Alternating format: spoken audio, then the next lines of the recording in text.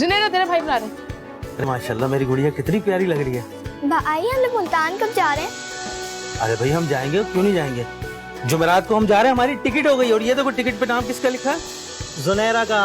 अरे भाई भाभी देखे टिकट आ गए। यस टिकट आ गए। अब तो मैं खूब मजे मजे के खाने बनाऊंगी और ट्रेन में बैठकर खाएंगे, बहुत मजा आएगा।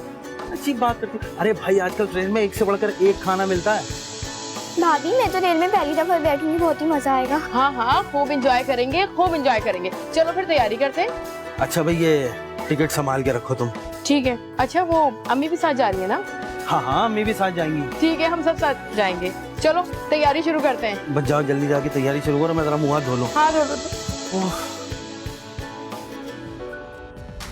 यास्मीन के शौहर, सास, ससुर और नंद की टिकटें बुक हो चुकी थी और फिर वो दिन भी आ गया जब उनकी मुल्तान रवानगी थी।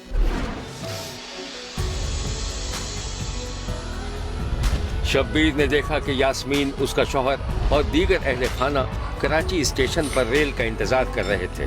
ट्रेनों की आमद और रफ्त जारी थी। लोग एक दूसरों को रुखसत और खुशामदीद कहने में मसरूफ थे। छोटी छोटी दुकानों पर जरूरत की चीजें लेने वाले मौजूद थे। 7 साला जुनैरा को ये सब कुछ बहुत अच्छा लग रहा था। ये उसका पहला सफर था।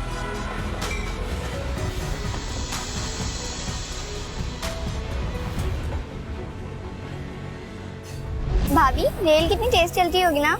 हाँ रेल बहुत तेज चलती है, इतनी तेज कि आंखें बंद करो और मुल्तान पहुंच जाओ। क्यों अम्मी? मैं तो आपके साथ बैठूंगी। हाँ हाँ ठीक है। अरे ये लो भाई, गर्मी बहुत थी, जूस ले आया। अरे ये तो अच्छा किया आपने। ये ले अम्मी जूस लें। शब्बीर ने देखा कि यास्मीन ने अपने तमाम अहले खाना में जूस तकसीम किया और फिर स्टेशन पर होने वाले अनाउंसमेंट को सुनने लगी। वजीराबाद रावलपिंडी जाने के लिए 35 अब sir Syed express platform number 1 पर आ रही है। सर सैयद एक्सप्रेस में सफर करने वाले तमाम मुसाफिर हज़रात प्लेटफॉर्म नंबर 1 पर तशरीफ लें। अरे अनाउंसमेंट हो रही है। ट्रेन जो है प्लेटफॉर्म पर लग रही है यार, कहाँ जा रहे हैं? चले ना बैठते हैं, चले। अरे एक मिनट, अभी प्लेटफॉर्म पे आइए, लगेगी अभी टाइम लगेगा। अब तुम आओ मेरे साथ। कहाँ? अरे कुछ सामान लेना। अच्छा अब अम्मी मैं अभी आई, आप लोग पूछ के हैं। चलो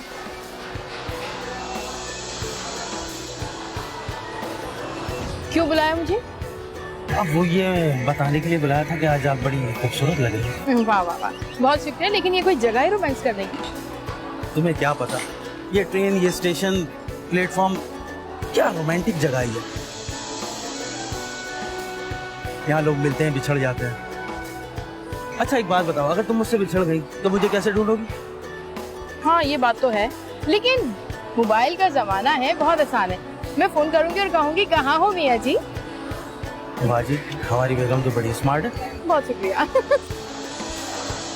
जुनैरा को देखा तुमने? कैसा लोगों को हैरत से देख रही थी। माशाल्लाह यार, बहुत प्यारी है तुम्हारी बहन। अरे मेरे ख्याल से ट्रेन में बैठने का टाइम हो गया। आओ चलते हैं। चलो चलो सामान उठाओ, जल्दी चलो। बहुत गर्मी है ना? गर्मी है भाई। चलो सामान उठाओ। चलो चलो चलो सामान उठाओ। चलो आओ बेटा, चले हम। आ जाए। आपने जूस क्यों नहीं पिया? अरे गाड़ी में बैठ के पी लेगी। गाड़ी में बैठ के पी लेंगे। चलो चलो आओ। शब्बीर यास्मीन, शहजाद और उसके घर वालों को ट्रेन की तरफ बढ़ते देखता रहा। चलो आओ।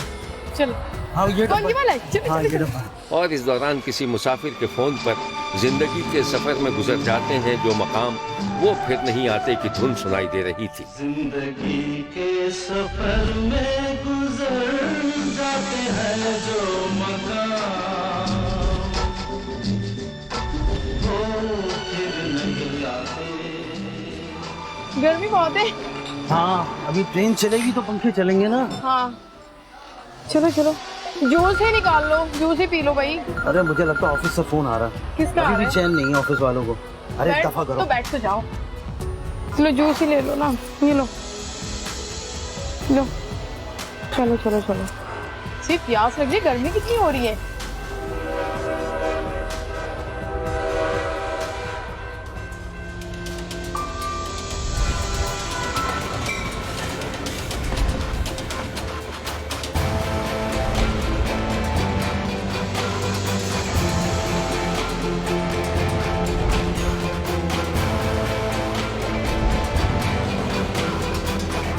देखो ये वाला आ रहे हैं।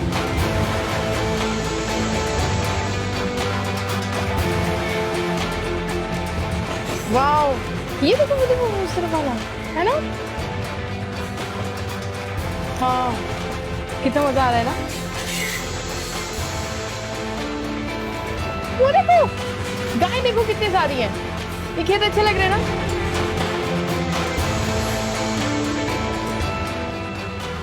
तुम जाना, इतना अच्छा है ना मुल्तान, बहुत मजा आता है। अरे मैं अपने घर जाऊंगी, अपनी अम्मी से मिलूंगी, बहुत दिन हो गए अपनी अम्मी से मिले हुए।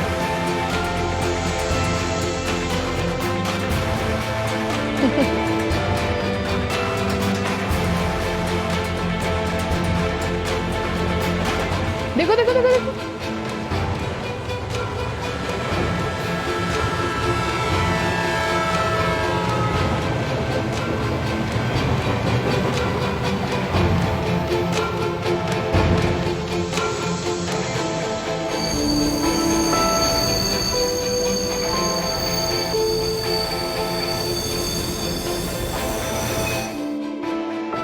यास्मीन अपने शौहर और ससुरालियों के साथ मुल्तान की तरफ रवाना हो चुकी थी। रास्ते में एक सुनसान स्टेशन की तरफ ट्रेन रुकी तो यास्मीन और उसका शौहर ट्रेन से उतरकर प्लेटफॉर्म पर चहलकदमी करते दिखाई दिए थे।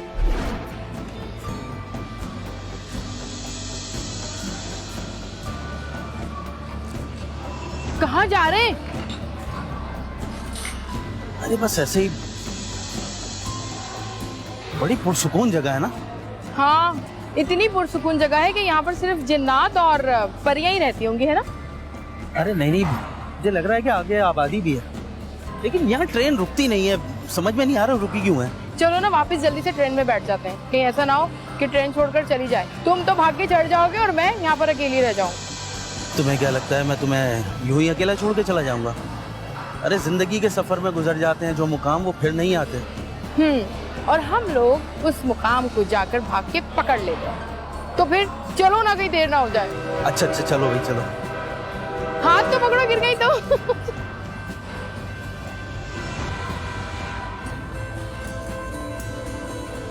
शब्बीर ने देखा कि ट्रेन बर्फ रफ्तारी से आगे बढ़ रही थी।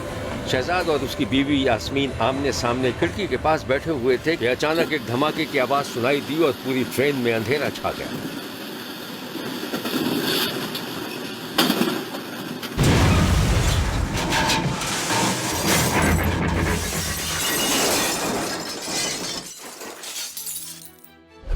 ये एक कयामत सुगरा का मंजर था। कराची से जाने वाली मिल्लत एक्सप्रेस पंजाब से आने वाली सर सैयद एक्सप्रेस से टकरा गई थी और यह हादसा ढहरकी के करीब पेश आया था।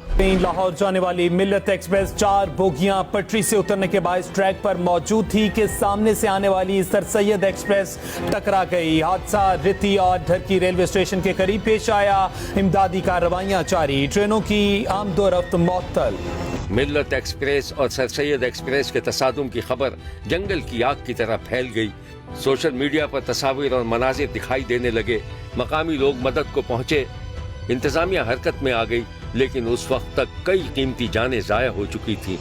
इमदादी टीमें और इंतजामिया का अमला जाए हादसा पर पहुंच चुका है और रेस्क्यू ऑपरेशन भी इस वक्त जारी है। रेती रेलवे स्टेशन के करीब यह हादसा पेश आया। 2 ट्रेनें आपस में टकरा गई हैं। लाहौर जाने वाली मिल्लत एक्सप्रेस की 4 बोगियां पटरी से उतर गई, जिसके नतीजे में सामने से आने वाली सर सैयद एक्सप्रेस उसमें टकरा गई। हादसे में कई अफराद जख्मी, हलाकतों का खदशा भी जारी जाहिर किया जा रहा है। यास्मीन, उसके शौहर और घर वालों का क्या बना, ये जान सकेंगे आप एक ब्रेक के बाद। पहले आप ये दिलखराश मंजर को देख लीजिए।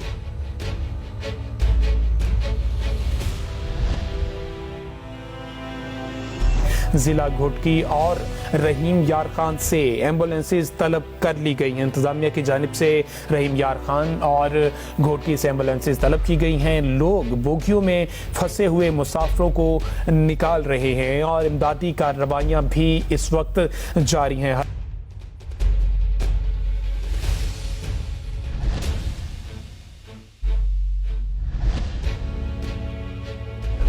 शबीर को मालूम हुआ था कि ढहरकी में ट्रेन तसादुम के नतीजे में लगभग 100 अफराद मौत के मुंह में चले गए थे। जबकि इससे कहीं ज्यादा जख्मी हुए थे। इमदादी टीमें मलबे से लोगों को निकालने में मसरूफ थी। कराची से अपने शौहर और ससुरालियों के साथ मुल्तान जाने वाली यास्मीन और उसकी 7 साला नन जुनैरा शदीद जख्मी हालत में रहीम यार खान के अस्पताल पहुंचा दी गई थी। शौहर और दीगर अहले खाना की तलाश जारी थी। शब्बीर के लबों पर यही दुआ थी कि खुदा करे यास्मीन और उसका शौहर और दीगर अहले खाना खैरियत से हों। शब्बीर मुलाकात के लिए अस्पताल पहुंचा तो शब्बीर ने देखा कि 7 साला जुनैरा, जो यास्मीन की नन थी, शदीद जख्मी हालत में थी और बहुत ज्यादा खौफजदा थी। बार बार अपनी माँ को याद कर रही थी। ये हैं वो दिलखराश मनाजिर।